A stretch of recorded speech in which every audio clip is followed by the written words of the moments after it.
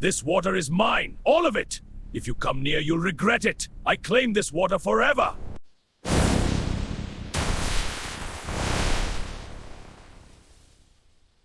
অনেক অনেক দিন আগের কথা এক বিশাল গহীন জঙ্গল ছিল যার নাম ছিল মায়াবন। সেই বনে বাস করত হাজারো পশু পাখি। তাদের মধ্যে 4 জন ছিল খুব বিশিষ্ট। গায়ের জোরে সেরা শেরু নামের এক বাঘ, বিশাল বপু আর শান্ত স্বভাবের হাতি গজরাজ, মধুপাগল ভাল্লুক ভুলু আর অত্যন্ত চতুর শেয়াল চতুর।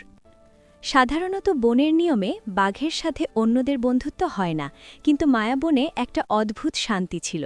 তবে শেরু বাঘ নিজেকে বনের রাজা মনে করত এবং বাকিদের কিছুটা অবহেলার চোখে দেখত। একবার জঙ্গলে ভয়াবহ খরা দেখা দিল। নদী নালা সব শুকিয়ে কাঠ, শুধু বনের ঠিক মাঝখানে একটা বড় দিঘিতে সামান্য পানি অবশিষ্ট ছিল। শেরু বাঘ ঘোষণা দিল, This water is mine, all of it. If you come near, you'll regret it. I claim this water forever. এই দিঘির পানি শুধু আমি পান করব। আমি বনের রাজা, আমার শক্তি সবচেয়ে বেশি, অন্য কেউ এখানে আসবে না। বনের পশু পাখিরা ভয়ে কুকড়ে গেল। ভুলো ভাল্লুক তৃষ্ণায় কাতর হয়ে গজরাজ হাতিকে বলল, গজরাজ ভাই, আমার গলা শুকিয়ে যাচ্ছে, কিন্তু বাঘ মামার যা মেজাজ, পানি খেতে গেলেই তো হালুম করে ধরবে। চতুর শেয়ার তখন মুচকি হেসে বলল, গায়ের জোর থাকলেই কি সব হয়, বুদ্ধির জোরও লাগে।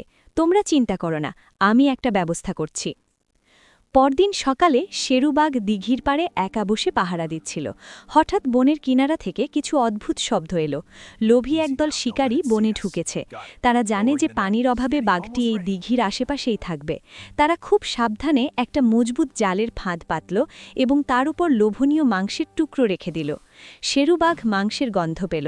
নিজের শক্তির অহংকারে সে ভাবল, কোনো শিকারী আমাকে বন্দি করতে পারবে না।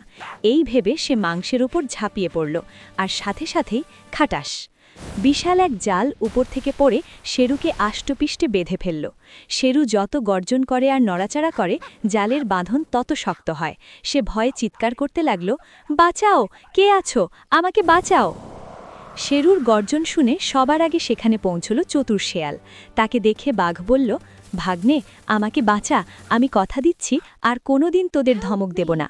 শেয়াল বলল, মামাজি শান্ত হন, এই জাল খুব শক্ত, আমার ছোট দাঁতে এটা কাটা যাবে না, তবে আমি বাকিদের ডাকছি।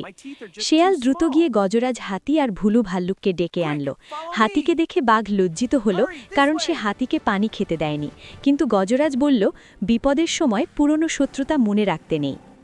শিকারীরা কাছেই কোথাও ছিল, তাদের পায়ের শব্দ শোনা যাচ্ছিল। চতুর শেয়াল দ্রুত পরিকল্পনা করল। সে বলল, আমাদের হাতে সময় খুব কম, সবাই আমার কথা শোনো। গজরাজ, তুমি তোমার সুর দিয়ে গাছের সাথে বাঁধা জালের মূল দড়িটা ধরে টান দাও, তোমার শক্তিই একমাত্র ভরসা। ভুলু, তুমি তোমার ধারালো নখ দিয়ে জালের গিঁটগুলো ছিঁড়তে থাকো যখন গজরাজ টান দেবে। আর আমি নজর রাখছি শিকারীরা কত দূর, তারা আসার আগেই আমাদের কাজ শেষ করতে হবে। গজরাজ তার বিশাল শক্তি দিয়ে দড়ি ধরে টান দিল। হর হর শব্দে জালের বাঁধন আলগা হতে শুরু করল। ভুলু ভাল্লুক দ্রুত তার নখ দিয়ে জালের সুতো কাটতে লাগল। শেরুবাঘ নিজেও ভেতর থেকে চেষ্টা করতে লাগল। হঠাৎ শেয়াল ফিসফিস করে বলল, শিকারীরা চলে এসেছে, জলদি করো। গজরাজ শেষবারের মতো এক হ্যাঁচকা টান দিল এবং জালটি ছিঁড়ে গেল। বাঘ এক লাফে বেরিয়ে এলো। 4 বন্ধু দ্রুত দৌড়ে গভীর জঙ্গলে লুকিয়ে পড়ল।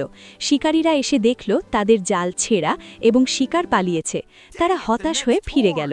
বিপদ কাটার পর 4 জন দিঘির পাড়ে বসল। শেরুবাঘ তখন মাথা নিচু করে বলল, আজ আমি বুঝলাম, একা যতই শক্তিশালী হই না কেন, একতা ছাড়া আমরা অচল।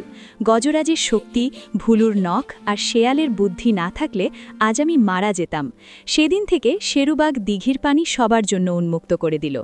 বাঘ, ভাল্লুক, হাতি আর শেয়াল, এই 4 জনের বন্ধুত্ব মায়াবনের ইতিহাসে অমর হয়ে রইল।